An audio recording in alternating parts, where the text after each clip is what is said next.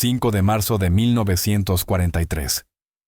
El mayor general Lloyd Fredendall se reunía con el comandante supremo Dwight Eisenhower en el cuartel general del Segundo Cuerpo en Túnez.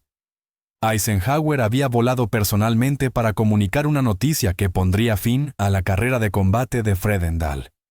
Quedaba relevado del mando con efecto inmediato. Su sustituto, el mayor general George S. Patton Jr., asumiría el cargo al día siguiente. A Fredendall se le ordenó regresar a Argel y luego a Washington. La orden fue verbal entregada con fría profesionalidad. Eisenhower no necesitaba explicar el porqué. 2 semanas antes, el cuerpo de Fredendall había sido destrozado en el paso de Kasserine, en la peor derrota estadounidense de la campaña del norte de África. Miles de bajas americanas, unidades enteras desbandadas en pánico. Durante esas 2 semanas, Fredendall había culpado a todos excepto a sí mismo.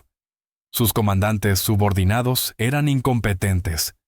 La inteligencia era inadecuada. Las tropas eran inexpertas y entraban en pánico bajo el fuego. La decisión de Eisenhower dejó claro lo que pensaba de esas explicaciones. Fredendall empacó sus pertenencias. Creía que su carrera había terminado. No tenía idea de lo que venía. 14 de febrero de 1943. El mariscal de campo alemán Erwin Rommel atacó a través del paso de Kasserine, en el centro de Túnez. El objetivo era simple: romper las líneas estadounidenses, capturar depósitos de suministros y demostrar que las fuerzas americanas no podían combatir a los veteranos alemanes. El segundo cuerpo de Fredendall defendía un frente de 70 millas con 30.000 hombres dispersos en pequeños grupos.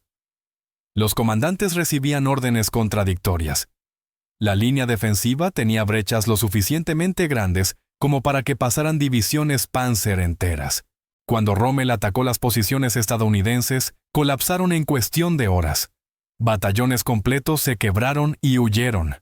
El equipo fue abandonado. Los soldados escaparon en vehículos o a pie en completo pánico.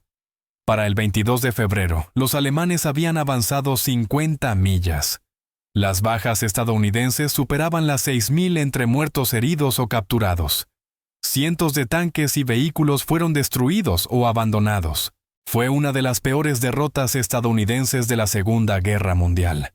Y Fredendall no había estado cerca de los combates. Había construido su puesto de mando en un cañón muy detrás de las líneas del frente, según la mayoría de los relatos, a entre 80 y 100 millas de las posiciones avanzadas. Había tenido a una compañía de ingenieros trabajando durante más de 3 semanas volándolo en roca sólida, mientras las tropas en primera línea cavaban trincheras sin cobertura superior. Mientras los ingenieros detonaban dinamita para despejar la vista de Fredendall en el valle de Speedy, a apenas 30 metros, sus hombres escuchaban un tipo diferente de explosión, el sonido de los cañones alemanes de 88 milímetros destrozando el delgado blindaje estadounidense. Un hombre estaba construyendo una fortaleza para sí mismo. Sus soldados estaban cavando sus propias tumbas con trincheras poco profundas en el barro helado de Túnez. Rara vez visitaba las unidades de primera línea. Daba órdenes por teléfono a comandantes que nunca había conocido. Cuando Eisenhower visitó el 20 de febrero para evaluar el desastre, lo que vio lo convenció de que Fredendall tenía que irse. No solo relevado, sino retirado de inmediato, antes de que pudiera causar más daño. George Patton aterrizó en Túnez el 6 de marzo de 1943. Había estado mandando en Marruecos cuando Eisenhower lo llamó con órdenes urgentes: «Toma el mando del segundo cuerpo. Arréglalo. Hazlo rápido». Patton llegó con botas relucientes, pistolas con empuñadura de marfil y una expresión de furia apenas contenida. Recorrió de inmediato todas las unidades del cuerpo. Destituyó a comandantes en el acto. Impuso regulaciones de uniforme que Fredendall había ignorado. Visitó posiciones de primera línea que Fredendall nunca había visto. En 2 semanas, el segundo cuerpo era un ejército diferente. La disciplina reemplazó al caos. Las patrullas agresivas sustituyeron al encogimiento defensivo. Los mismos soldados que habían huido en Kasserine detuvieron los ataques alemanes y comenzaron a ganar enfrentamientos. El contraste no podía ser más evidente, las mismas unidades, el mismo equipo, resultados completamente distintos. La única variable era el liderazgo.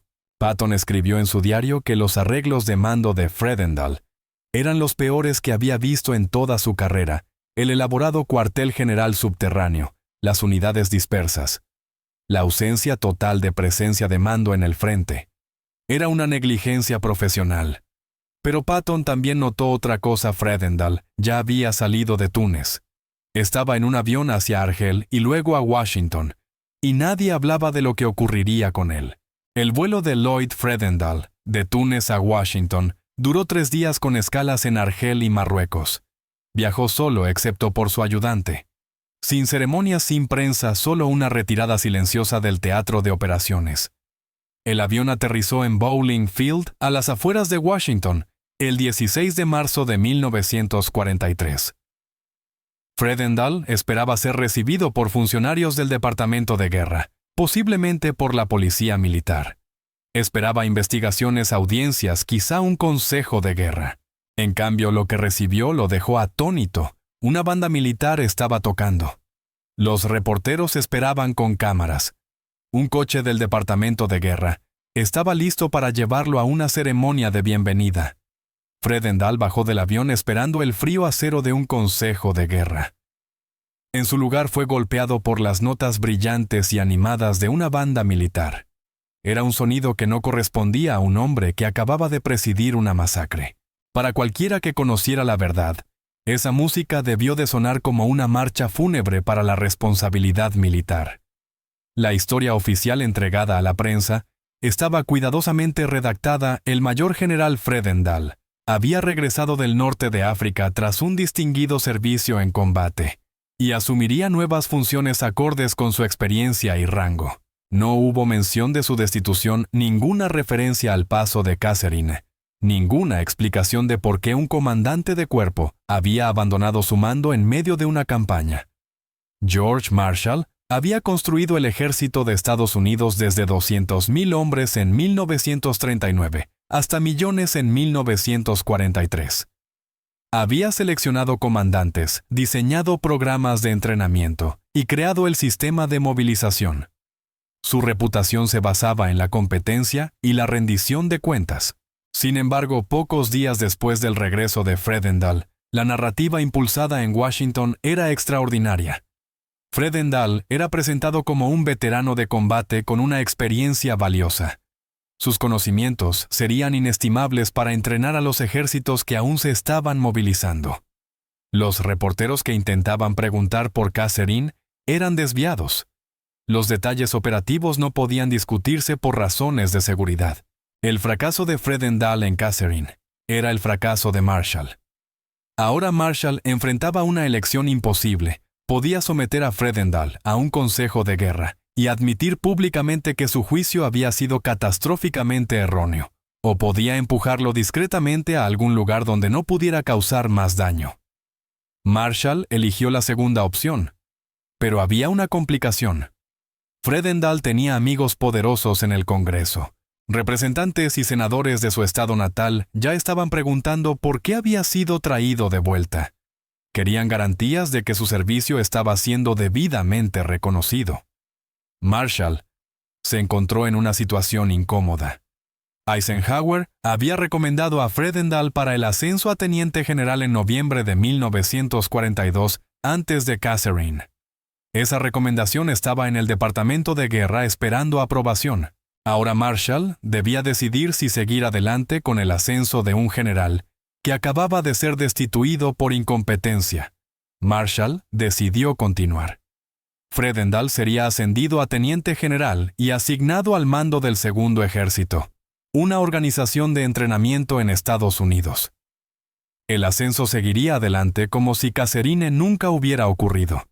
Cuando Eisenhower se enteró de la recomendación, quedó atónito. Acababa de despedir a Fredendall por incompetencia. Ahora Marshall lo estaba promoviendo.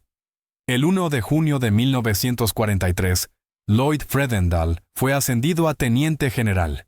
La ceremonia tuvo lugar en el departamento de guerra con todos los honores militares. El propio Marshall le colocó la tercera estrella. La citación oficial elogió el liderazgo de Fredendall en el norte de África, su experiencia de combate y sus contribuciones al desarrollo de la doctrina táctica estadounidense contra las fuerzas alemanas. No mencionó el paso de Kasserine. No contenía ninguna insinuación de que hubiera sido relevado del mando y deshonrado menos de 5 semanas antes. Fredendall tenía ahora el mismo rango que George Patton, el hombre que había salvado la situación en Túnez. El hombre que causó el desastre llevaba las mismas 3 estrellas que el hombre que lo arregló. El anuncio del ascenso llegó a Túnez en cuestión de días. Los oficiales que habían servido bajo el mando fallido de Fredendall leyeron la noticia en Stars and Stripes con incredulidad y furia. Imagina ser un sargento de la primera división acorazada, sentado en el polvo de un campamento derrotado, sosteniendo un ejemplar grasiento de Stars and Stripes. Ves el rostro del hombre que envió a morir a tus amigos desde un agujero en la tierra, y sobre su cabeza hay una nueva estrella. Aquello no era solo un ascenso, era un insulto directo a cada hombre que realmente había sangrado en el paso. Pero la reacción más amarga vino del propio Patton. Acababa de someter a consejo de guerra a oficiales por los fracasos en Kasserine. Había destituido a comandantes por no ser lo suficientemente agresivos, por no visitar las posiciones de primera línea, por arreglos de mando que dispersaban las fuerzas. Fredendall había hecho todas esas cosas a una escala masiva, y su recompensa era una tercera estrella. Mientras la tercera estrella era prendida en Washington, comenzaron a llegar cartas al Departamento de Guerra desde el polvo de Túnez. Fredendall había sido asignado al mando del Segundo Ejército, una organización de entrenamiento en Memphis, Tennessee. Nunca volvería a haber combate. La ira en esas cartas era cruda. ¿Cómo podía ser promovido el general responsable de la peor derrota estadounidense de la guerra, mientras sus subordinados eran sometidos a consejos de guerra? ¿Por qué los hombres que siguieron sus órdenes estaban siendo destruidos mientras él llevaba 3 estrellas en Memphis? La respuesta de Marshall era siempre la misma. El historial del general Fredendall habla por sí mismo. Su asignación actual hace el mejor uso de su experiencia y capacidades. Las decisiones de personal se basan en las necesidades del servicio.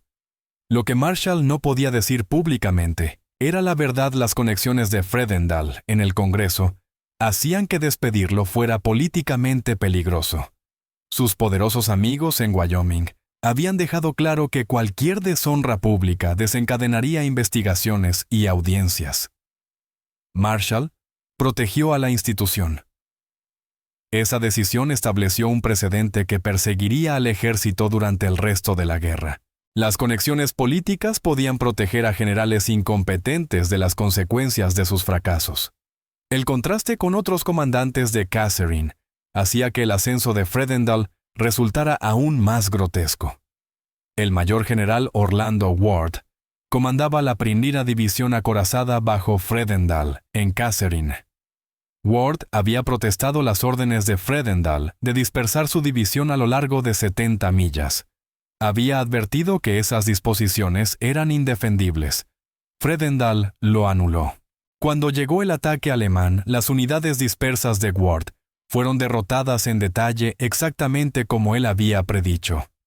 Ward luchó desesperadamente para contener la ruptura, moviéndose constantemente entre unidades tratando de organizar una defensa coherente. Tras Kasserine, Patton relevó a Ward a comienzos de abril de 1943 durante la batalla posterior de El Guetar. Patton consideró que Ward se había vuelto demasiado cauteloso, traumatizado por el desastre que habían creado las órdenes de Fredendall. Ward fue reasignado a funciones administrativas como jefe de artillería de campaña. Aunque más tarde regresó al combate con la 20ª División Acorazada en 1945 y tuvo una carrera distinguida en la posguerra, su relevo puso fin de hecho a su trayectoria de mando en tiempo de guerra, justo en el momento en que Fredendall estaba siendo ascendido. La purga de oficiales de la era de Kasserine continuó incluso después de que el ejército empezara a ganar bajo Patton. Los comandantes de regimiento que habían seguido las órdenes de Fredendall fueron sometidos a consejos de guerra por los fracasos que esas órdenes provocaron. Los comandantes de batallón fueron relevados por no mantener posiciones que Fredendall había hecho imposibles de defender. Estos oficiales no tenían protección del Congreso. No tenían conexiones políticas lo suficientemente poderosas para salvarlos. Ellos pagaron el precio mientras Fredendall era promovido. Patton observó todo esto desarrollarse con disgusto. Era un hombre que creía en un código místico y antiguo del guerrero. Para él, Fredendall no era solo un mal general. Era un pecado contra la profesión de las armas. Cada vez que Patton tenía que saludar a un hombre como Fredendall, o verlo llevar las mismas 3 estrellas, era un recordatorio de que incluso en medio de una guerra que decidía el destino del mundo, el club de los viejos amigos era lo único que seguía siendo a prueba de balas. Dijo a su Estado Mayor que el ejército estaba castigando a las personas equivocadas. El comandante de cuerpo que había causado el desastre estaba a salvo en Tennessee con 3 estrellas. Los comandantes de división y de regimiento que habían intentado salvar sus errores estaban siendo destruidos. Fue una lección sobre la política militar que Patton nunca olvidó. La competencia importaba menos que las conexiones. Asumir responsabilidades era un suicidio profesional. La culpa podía desviarse hacia abajo siempre que se tuvieran amigos en Washington. Dwight Eisenhower observó el ascenso de Fredendall desde el norte de África, con un silencio público cuidadosamente mantenido. Había recomendado el relevo de Fredendall. Había enviado a Patton para arreglar el desastre. Sabía exactamente cuán grave había sido el fracaso de Fredendall. Pero Eisenhower no solo guardó silencio, participó activamente en el encubrimiento. Escribió a Marshall apoyando la idea de darle a Fredendall una bienvenida de héroe. Su razonamiento era brutalmente político si el público estadounidense se enteraba de que un comandante de cuerpo había sido despedido por incompetencia, destruiría la moral nacional. Mejor ocultar el fracaso que arriesgar la confianza pública en el ejército. Eisenhower nunca protestó el ascenso, no escribió memorandos de disenso, hizo conocer sus opiniones solo a su círculo inmediato. Años después, el jefe de Estado Mayor de Eisenhower explicó por qué. Eisenhower era el comandante supremo aliado en un teatro donde fuerzas estadounidenses, británicas y francesas debían trabajar juntas. No podía permitirse una guerra política con el Departamento de Guerra por decisiones de personal. Si desafiaba la gestión de Marshall en el caso de Fredendall, crearía enemigos en Washington que podrían socavar su autoridad en el teatro de operaciones. Así que Eisenhower hizo un cálculo frío, trabajaría dentro de ese sistema, en lugar de combatirlo. Esa decisión moldearía su estilo de mando durante el resto de la guerra. Cuando otros generales fracasaron, Eisenhower los relevaría discretamente, los reasignaría a puestos no combatientes y dejaría que el Departamento de Guerra se encargara de las relaciones públicas. Nunca volvería a intentar responsabilizar públicamente a comandantes fracasados.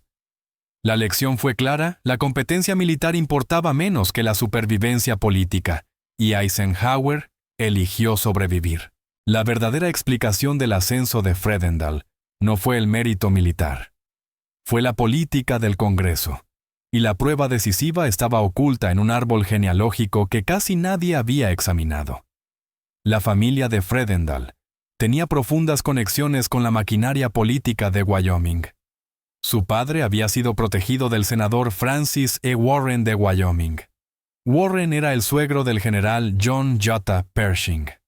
Este entramado familiar de poder militar y político hacía a Fredendall intocable. El propio Marshall había sido ayudante y protegido del general Pershing. No podía actuar fácilmente contra un hombre cuya familia estaba tan estrechamente ligada al suegro de Pershing.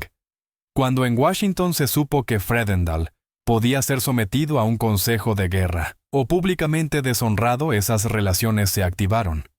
Se hicieron llamadas al Departamento de Guerra. Se solicitaron reuniones con Marshall. En los comités del Congreso se plantearon preguntas sobre si el general Fredendall estaba siendo convertido en chivo expiatorio de fallos institucionales en entrenamiento y doctrina. Marshall entendió la amenaza. Investigaciones del Congreso sobre las decisiones de mando en el norte de África podían exponer problemas en todo el sistema de movilización. El desastre de Kasserine tenía muchos padres. Convertir a Fredendall en el único culpable podía desencadenar exámenes que avergonzarían a todos. Era mejor ascenderlo discretamente, asignarlo a un puesto donde no pudiera causar daño y seguir adelante. El público nunca conocería los detalles. El ejército mantendría su imagen de competencia y los amigos del Congreso quedarían satisfechos de que su hombre estuviera siendo tratado con justicia. Fue un cálculo político cínico disfrazado de gestión de personal y funcionó a la perfección. Fredendall conservó sus estrellas, su pensión y su reputación. El ejército evitó investigaciones del Congreso. Marshall evitó admitir que su juicio había sido erróneo. Todos ganaron excepto los soldados que murieron en Kasserine y los oficiales competentes cuyas carreras fueron destruidas. Fredendall pasó el resto de la guerra en el segundo ejército en Memphis, entrenando divisiones de infantería. Según todos los testimonios, fue adecuado en el puesto. El entrenamiento requería competencia administrativa, no juicio en el campo de batalla.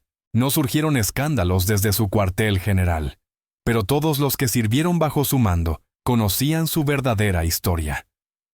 La tercera estrella era protección política, no un logro ganado. El cinismo que esto generó se extendió por el cuerpo de oficiales. Hombres que acababan de sobrevivir a los ataques de Rommel en el norte de África se encontraron sentados en aulas de Memphis mientras Fredendall les daba lecciones sobre tácticas modernas. La absurdidad no pasó desapercibida para nadie.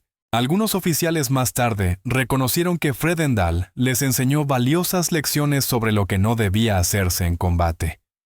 Sus fracasos en Kasserine se convirtieron en estudios de caso sobre cómo no organizar posiciones defensivas, cómo no mandar desde la retaguardia, cómo no dispersar las fuerzas.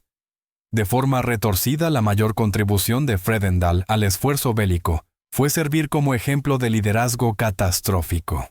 Los oficiales estudiaron lo que había hecho mal y decidieron no repetir nunca esos errores.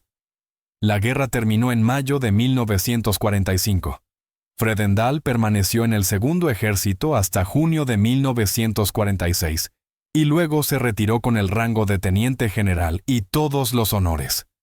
Su biografía oficial lo describía como un distinguido veterano de combate que había servido a su país con honor. El desastre de Kasserine apenas se mencionaba en las historias oficiales. La mayoría de los relatos se centraban en la habilidad táctica de Rommel y en la inexperiencia de las tropas estadounidenses. El nombre de Fredendall aparecía en notas a pie de página, no en capítulos. Vivió tranquilamente en California hasta su muerte en 1963 a los 79 años. Nunca escribió memorias ni concedió entrevistas sobre Kasserine. Nunca abordó públicamente su relevo ni la controversia del ascenso. Las memorias de Omar Bradley de 1951. A Soldier's Story contenían un párrafo devastador sobre Fredendall. Bradley escribió que Fredendall había vivido en un puesto de mando excavado en roca sólida, a 80 millas detrás de las líneas, mientras sus tropas vivían en trincheras que había mandado por teléfono en lugar de estar presente, y que su relevo estaba completamente justificado. Los diarios personales de Patton, publicados tras su muerte, fueron aún más duros. Mientras Bradley estimaba que el búnker estaba a 80 millas, Patton, nunca dado a los eufemismos, registró que estaba a 100 millas completas de los hombres que estaban muriendo. Llamó a Fredendall un cobarde que enviaba a otros a morir, mientras se construía ese búnker para sí mismo. Calificó el ascenso como una deshonra para el servicio. Sus informes oficiales habían sido mucho más contenidos para mantener el decoro militar. Las memorias de Eisenhower fueron más diplomáticas, pero igual de condenatorias. Escribió que el relevo de Fredendall era necesario para el bien del servicio y que la decisión había sido una de las más claras de toda la guerra. Pero ninguno de estos testimonios cambió el hecho de que Fredendall se retiró como general de 3 estrellas con una pensión cómoda, mientras oficiales mejores habían sido destruidos por fracasos menores. A finales de la década de 1950, Marshall fue entrevistado por su biógrafo oficial Forrest Pugh sobre sus decisiones durante la guerra. Le preguntaron por el ascenso de Fredendall. La respuesta de Marshall fue reveladora. Defendió la decisión por razones institucionales. Destruir públicamente a Fredendall habría requerido un consejo de guerra que habría expuesto cuán mal preparadas estaban las fuerzas estadounidenses a comienzos de 1943. Las tropas eran inexpertas. La doctrina no había sido probada. El entrenamiento había fracasado frente a los veteranos alemanes. Incluso Rommel lo había señalado. Promover a Fredendall y colocarlo en un puesto de entrenamiento ocultaba el hecho de que todo el sistema había estado mal preparado. Protegía la reputación de la institución mientras lo apartaba del combate. Marshall nunca dijo que se arrepintiera de la decisión, pero el tono defensivo sugería que conocía el precio. Las consecuencias de este compromiso resonaron durante el resto de la guerra. Se estableció un sistema en el que el fracaso podía sobrevivirse con protección política, mientras los oficiales ambiciosos aprendían que cultivar relaciones en el Congreso importaba tanto como la habilidad táctica. Era un sistema en el que el fracaso conducía al ascenso y el éxito era opcional, donde las conexiones políticas importaban más que los soldados muertos, donde el sistema protegía a los culpables y castigaba a los inocentes. Los soldados pagaron el precio. En el paso de Kasserine, más de 6,000 estadounidenses se convirtieron en bajas debido a la incompetencia de Fredendall. Después de la guerra, las familias de esas bajas supieron que el general responsable había sido promovido mientras sus hijos estaban enterrados en el norte de África. A menudo hablamos de salvar las apariencias políticas como si fuera un crimen sin víctimas, pero cada estrella en el hombro de Fredendall fue pagada en cuotas agonizantes por familias de Wyoming, Illinois y Nueva York, que recibían telegramas que no ofrecían ascensos. Ofrecían solo una bandera y un agradecimiento vacío. En Washington, salvaron una carrera. En el norte de África simplemente llenaron un cementerio. El hombre responsable del desastre de Kasserine se retiró con todos los honores, una pensión de general de 3 estrellas y una reputación protegida por los hombres más poderosos del ejército. La historia la escriben los vencedores. Pero a veces también la editan quienes están demasiado avergonzados para admitir que eligieron al hombre equivocado. Porque en la guerra la competencia es negociable, pero las conexiones son para siempre.